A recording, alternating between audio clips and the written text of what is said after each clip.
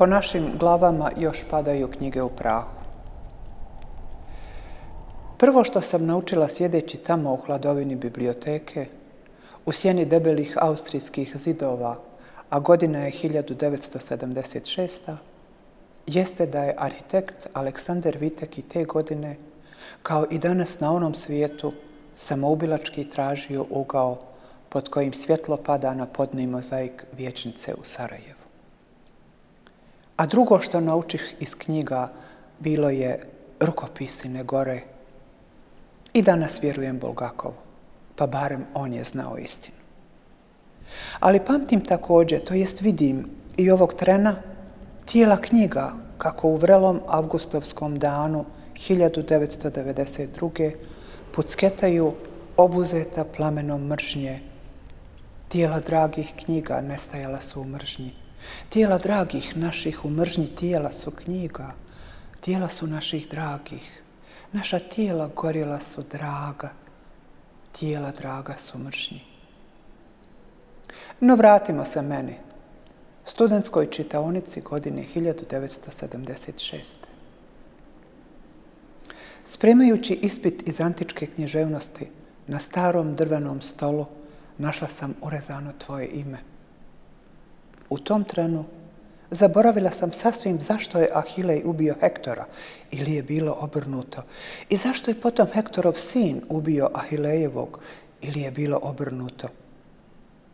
A zamisli ovo, Borges zajedno sa mnom kroz papirje spaljenih svojih knjiga, što od 1992. godine do danas lete nebom iznad Sarajeva, poručuje da ja nisam našla tvoje ime urezano u drveni starinski sto biblioteke u Sarajevu, na koji vele savremeni arhitekti pod savršenim uglom pada svjetlo kroz savršenu kupolu koju je projektovao savršeno mahniti Vitek, možda Neoptolem ne bi ubio Astijanakta ili obrnuto.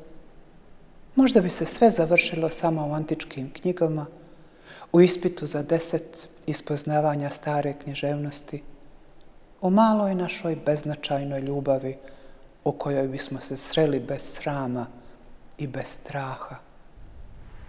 A svijet bi u međuvremenu zaboravio, a to se dešava u svim ratovima, da s vremena na vrijeme čudovišta zapale biblioteku, a kroz svemir rijekne rukopisi ne gore, rukopisi ne gore, rukopisi ne gore.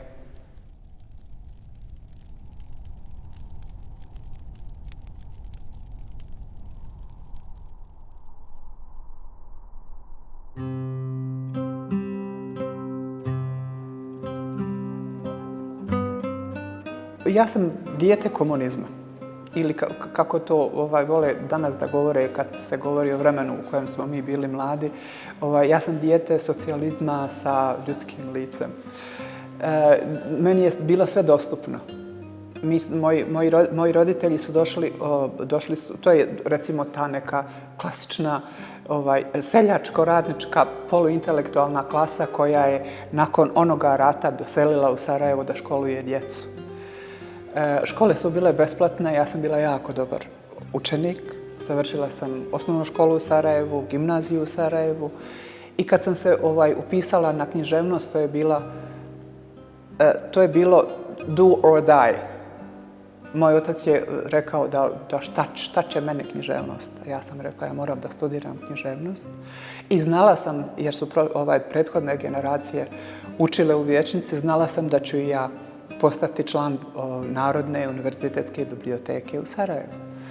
I bilo je uzbudljivo zato što smo mi svi živjeli u malim stanovima, za razliku od izvjesnih porodica, najčešće porodica kuferaša koji su stigli iz Austro-Ugarske u svoje velike prostrane stanove u kojima im je bilo zima. Mi smo svi živjeli u nekim malim kutijama, šibicama od stanova u neboderima ili u svojim malim kućama koje smo napravili kad smo doselili u Sarajevo. Moji su roditelji imali 4 djece i to 4 djece je živjelo u nekoj kući sa malim prozorima, u kući sa niskim plafonima. I mene je uvijek obaralo s nogu to kad dođem u vječicu kako su plafoni visoki. Ili kad dođem nekom od svojih drugara iz škole u austrijske stanove. To su bili veliki, veličanstveni prozori. To je kao da je bila neka demonstracija arhitektonske sile. Bilo mi je, sve je bilo prekrasno i široko i naravno, pošto sam ja bilo maštovito i usamljeno dijete, ja nisam mogla, bez obzira što je moja ideološka pozicija bila onakva kakva je bila u bivšoj Jugoslaviji, nisam mogla da ne sanjam balove u vječnici ili da ne sanjam velike prozore u svojoj kući. Dakle, taj nesrazmjer između mojih želja i onoga što mi se dešavalo ogleda se u vječnici onda kad sam ja počela da spremam ispite u njoj. To su moja prva sjećanja. I naravno, i najvažnija su bila ta velika vrata na koja ja ulazim. Kao da odjednom, kao da sam u Narniji kroz neka vrata, čarobna vrata ulazim u neki neobičan svijet i iza tih vrata se kriju moji vršnjaci i vršnjakinje, pa zar to nije divno?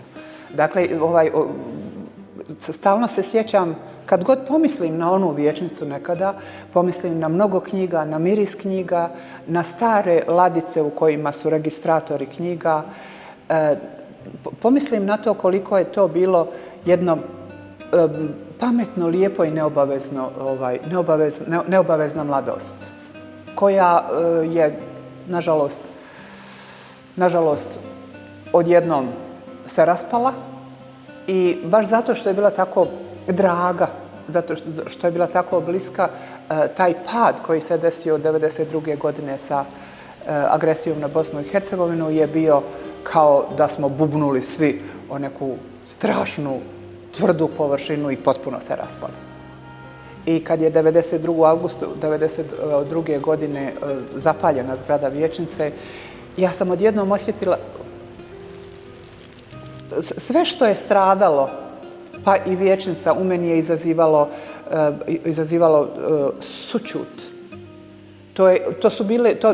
To nisu bili samo ljudi koji stradaju, to su bile i zgrade koje su ljudi pravili i zgrade u kojima se posebno vijećnica kao biblioteka, za mene su bila živa bića koja stradaju u ratu zajedno s ljudima. I zbog toga sam godinama čekala da u meni sazri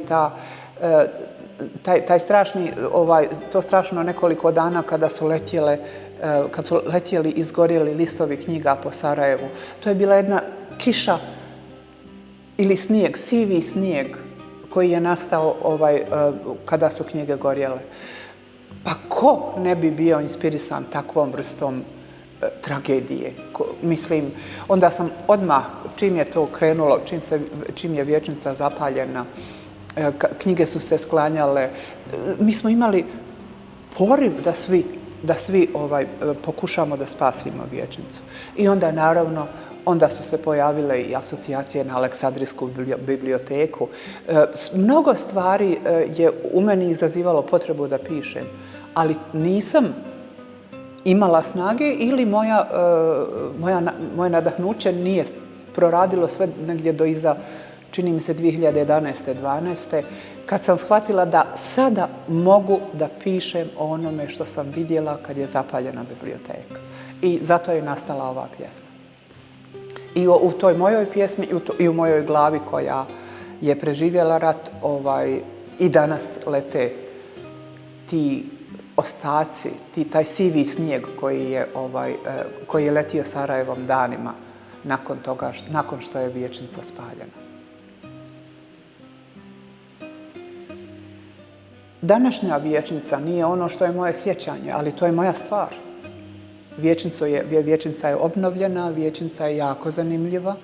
U vijećnicu dolaze turisti, u vijećnici se dešavaju stvari za koje ja ne mislim da se moraju dešavati, ali to je, ako je to nekada bila gradska kuća, ona ima svoju namjenu.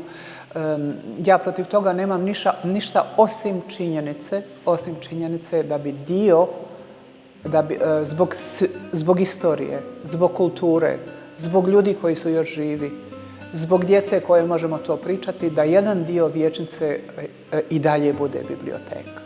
Pa makar na nekom simboličkom nivou da jedan dio biblioteke bude, neka se uredi kako god. Ja bih voljela da to bude neki kutak sa starinskim registratorima, da pokažemo i našoj djeci i našim unucima na koji način smo na koji način su radile biblioteke nekada. Ne mora svaka da bude digitalizirana. Meni bi bilo divno da se u jednom dijelu vijećnice napravi neka vrsta pokazne biblioteke iz onoga vremena. Velika bi šteta bila ako ovdje nema knjiga. Jer ovdje je duh tih knjiga i makar djelomice možemo da ga potvrdimo i da ga nekome pokažemo. Mislim da bi bilo pristojno. Mislim da bi bilo pristojno prema ljudima koji su još živi, a koji su spašavali knjige iz vijećnice.